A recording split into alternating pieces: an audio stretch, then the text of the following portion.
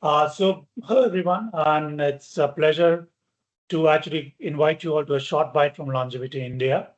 And it's a privilege and an honor to have Dr. Alex Thomas, who's an advisor to Longevity India initiative, to actually share some of his wise words with us. And Dr. Alexander Thomas has been active in many spheres of healthcare, right from the founding patron for CAHO, AHPI, and he himself is a orthopedic surgeon. And though he like to say that he doesn't practice anymore, but I believe he still can have some good kicks in his hand. Alex, thank you so much for joining us here, and it's always a pleasure talking to you. I wish sometime that I had 1/10 of your energy and enthusiasm about things in life. So there's always lovely to try to catch up with your energy and enthusiasm about things which you do for so many things in healthcare. And again, as I said, it's an honor to have you as a patron to Longevity India. Now, there are a few things which we want to ask you as an advisor, as somebody who's championed Longevity India right from the inception. It was truly an honor to have you engage with us when we were just forming the early thought processes. So a few questions which I want to ask you is, what drew you to engage with Longevity India to begin with in the first place? Yeah. Thank you, Deepak, and thank you for those very kind words. It's been a privilege working with you and your team. So looking back, it's now more than 4 decades since I've been in the healthcare space, and I watched India change. All of us, I think, I'm sure you've seen the difference over the last few decades. So I have seen families becoming smaller, elders living longer, and chronic diseases actually overtaking the infectious diseases that earlier we used to battle. And somewhere along the way, it became clear that we were entering a world that we were not prepared for. So my initiation actually started a decade or so ago when Dr. Arun Maira asked me to, he was in the planning commission and he asked me to do a project on senior citizens. So what I discovered was very depressing and frustrating and decided to go whole hog. That's another story, but that's how I started Vaya Vikas and to be a voice of the seniors. And then, of course, and my work in orthopedics, we did a lot of work in clinical and operative, and then, of course, Dementia India Alliance. But with these two organizations, something was missing. We were doing a little research in Vaya Vikas, but I think when you all came along, Indian Institute of Science, eminent people, a huge reputation, and what you're doing excited me because you're going into something which is totally new and totally India-centric. So this was a very scientific, collaborative platform. And then further, my work with InSTEM, myopeutics and aging. So I thought, yes, this is a fantastic addition, and I was very privileged to be part of it, both as it started and even now.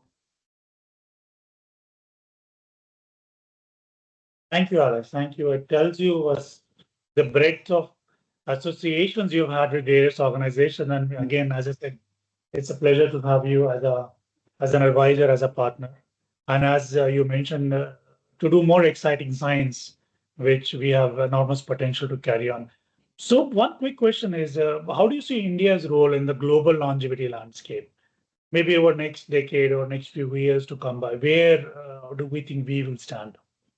Yeah, I'll put it very simply. I think India can be one of the world's most important longevity labs. You look at our country, it's many countries in one. The diversity, the massive variations in lifestyle, the massive variations in diet and environment. Look at Delhi, look at other places. And I think very importantly, a population is just transitioning into older age at a much more rapid phase. So I think we have a huge opportunity. And together with that, India going into the digital area with the government, the EPDM, health claim exchange. So what you're doing, I mean, this large longitudinal study, actually India, with the data that we have, we can probably do the largest longitudinal aging data set in the world. And so many wonderful institutions, Indian Institute of Science, InSTEM, there are Vaya Vikas, we have AHPI, a fantastic network. So I think the opportunity is huge, and that we could actually become leaders in this area. Thank you, Alex. And again, a lot of the network is actually because of your involvement, so which has been fantastic. Now, if you go by this narrative of India being one of the key hotspots where we can learn a lot because of our diversity and genetic breadth, where do you think is the bottleneck which is coming for India's longevity or health span ecosystem per se? Yeah, so I think one is a very common challenge. Everybody works in their own silos. So I think that's one of the things that we are doing is getting more people. So if you look specifically, one is the fragmentation. Everybody is doing their own thing. The other guy doesn't know what we're doing. The second bottleneck is funding.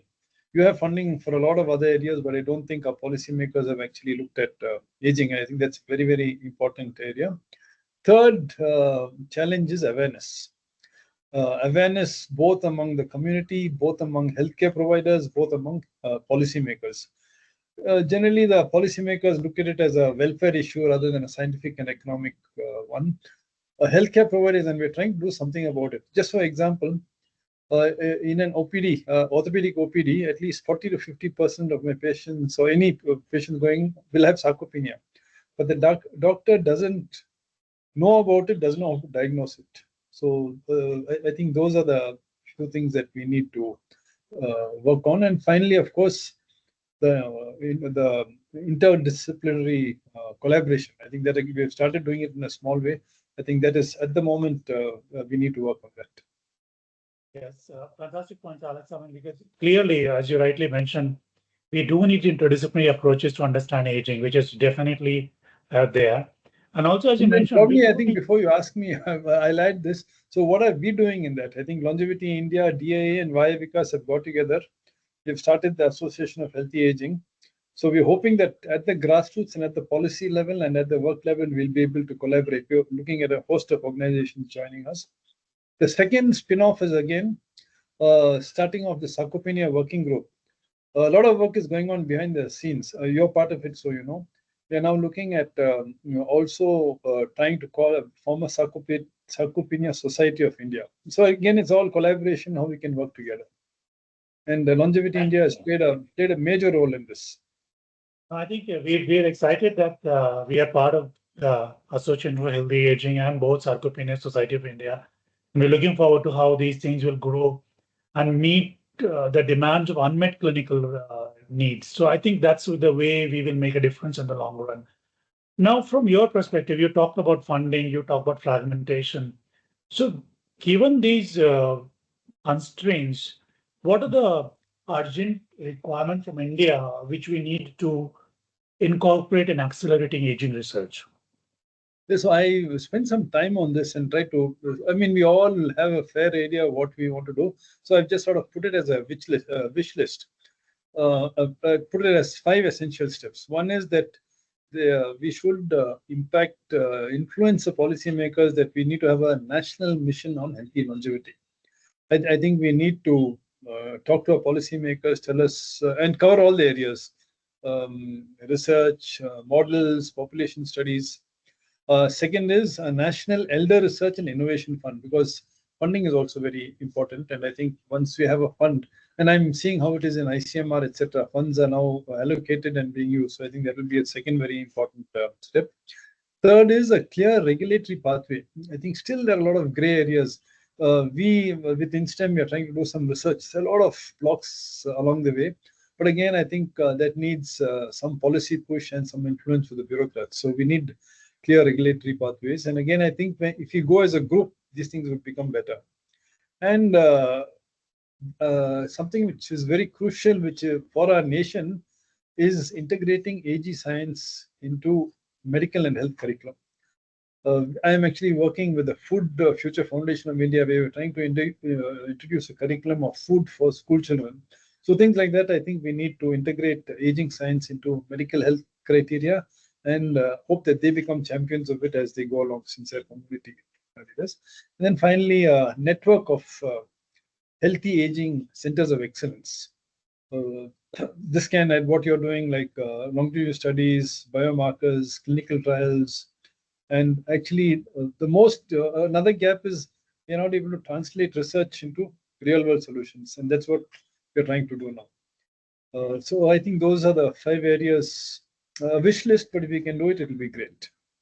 Actually, it's perfectly put, Alice. I mean, this is, I hope this narrative gets the right ears in the upper echelons and we get to know, change the narrative of longevity research or aging research or health span research to be precise in India. Now, given that you have played so much role in policy decisions for government at many places or many forms, and you've done many hats on this policy area, what do you think from your perspective the biggest misconception around aging research? You've been a doyen for Avaya, so you have a lot of fairly good idea about what kind of policy challenges you face. You're also one of the person who championed the insurance for the elderly more recently. So you have a depth and the breadth understanding of the challenges about policy. So what's is the biggest policy misconception according to you? Yeah, I think the biggest misconception, and I wouldn't blame them because we need to educate them, is that aging research is a luxury. It's not anymore. The misconception is that only prosperous countries can afford it. I think that is something that we have to change.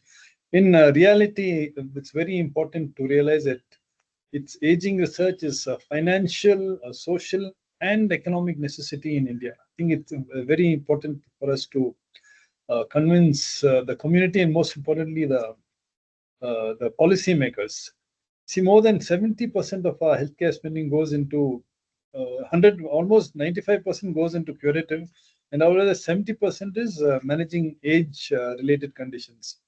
Frailty, disability, and dependency, they're among the biggest threats that we have to our future productivity of the country. So healthy aging is just not about living longer. I think we keep talking about that. It's not just about living. It's about staying functional. It's staying economically active. I think with this, we'll have a productive population. The huge amount that we spend on curative medicine can come down, focus on creating a healthy population and a productive country. So I think the concepts have to change, and we have to work on that. Yeah, wonderful, Alice. Actually, this is something which needs to be told that the narrative from taking care of sick people actually gets automatically addressed if we focus our attention to elder care, because those are the people who are falling sick most frequently. Yes. So I think that's going to be a very important part to say that you cannot talk about healthcare unless you meet the requirement of the elderly, who are actually the major burden on the healthcare system. Said point, Alex. Now, we have still some time to go before we wrap up this short interview, but so my next thing is some rapid fire questions to you. And so I would not say I will give you 10 seconds to answer, but yes, but these can be quick fire questions. So given that we've been around, Longevity India has been doing stuff. It's been almost 2 years since we started. Less than 2 years on the ground trying to collect samples, and a lot of our partners have come through your connect. What do you think should be one of the priority areas of Longevity India in next 1 year, 2 years should be? Where should we double it down and put our efforts? Yeah, as far as possible and as quickly as possible, if we can actually, one of your objectives is to get India population specific data. I think that will make a big difference. We work on that. And two, through your study, if we can make a diagnosis of condition like frailty, sarcopenia, if we're able to do it easily accessible. Now for a sarcopenia, osteoporosis, you have to get a DEXA. So we are able to create some diagnostic criteria, and we are working on that, where it can be made as an office diagnosis or by the nurse before the patient sees a doctor. And three, I think all of us, and you have a huge reputation and a huge network. I think awareness about longevity and healthy aging. I think while you're doing your work, you can spread it parallelly. Yeah, so that's fantastic point. So I think what you might mention, do some clinically relevant decision-making discovery for biomarkers. That should be one of the top priority, and also increase awareness of the population. And I think the Longevity India fits that bill quite nicely. These are the two top priority areas for us right now. Now, a few more questions is what is one myth about aging in India which annoys you? I can name a bunch which annoys me, but we'd love to hear from you. What is that which you think should be changed in narrative in India about longevity or aging? Since I do a lot of work in aging, unfortunately, today when you're talking about aging, it's automatically associated with dependence, with ill health, with a lot of myriad other problems. So that needs to change. Healthy aging is productivity. And that leads to, I think, happiness and a good environment for senior citizens. And like we said, actually, I think the thing which India, which annoys me per se, is the fatalism. That the aging is going to happen, and let's So I think we can still choose to be quite active. You're rightly said. And I think specifically, I think we need to focus on women because yes, working in the field, I know that they're very vulnerable, especially after they reach a certain age, especially after they lose their spouse. No. And the population which can actually relatively easily be empowered. Okay. So we can certainly do that. So now, can you name one longevity or wellness habit which you have endorsed onto yourself, which is something which you use routinely at your end? Let me see. As a healthcare professional, what I've been telling my colleagues is sleep. Try and get at least 7 hours sleep. But then it won't work by itself. You need to exercise, you need to eat well, you need to also try and reduce your mental stress. Great. So I wonder whether you actually get your 7 hours of sleep with all your tight schedule. Yeah, I make sure about that. No, it'll be stupid if I don't. No, I mean, working with all of you, we know what is facts. So yeah, earlier days when we were students and residents, we were doing heroics which actually were harming us. Yes. I try and far as possible to make sure I get 7 hours sleep. Great. I've been asked to ask you, give one word to describe future of aging research in India. What is your take on that? Exciting. Yeah, there's huge potential, and I think we'll be able to translate that onto the ground very quickly. There's huge potential. And the last question is not there, so you don't have any prior knowledge about answering that. So I'm going to ask that impromptu. How has your journey been till date with Longevity India? And is there something which really excites you about being associated with Longevity India, or something which you think we should, practice? To be very frank, Deepak, I mean, I've worked with the institute in various other areas. You've got an Institute of Excellence, a world-class institution. So it's always a privilege and honor to work with an institution known as attached to the Indian Institute of Science, and with people like it's such fun talking to all of you and getting your insights. That is one big attraction. But the second attraction, I think, is that the way you're working. It's totally India-centric, and how we can actually impact the population, make it more productive, a healthy aging. I think we'll be able to do that in the next few years. And I think in most areas I work for, the scientific, this research is not there. I think you have completed the picture, added so much strength to what we were doing collectively. And one last parting comment from your side. For the users or the people who access Longevity platform, what is one thing which you would like to tell them about Longevity India, that why do they need to endorse us? It's actually very simple and not complicated. I think the work that you're doing is amazing, and the work that you're doing will result, and not 30-40 years, very quickly will result in a translational research which will actually impact the population and accelerate India's growth to become a developed nation much faster than was originally scheduled.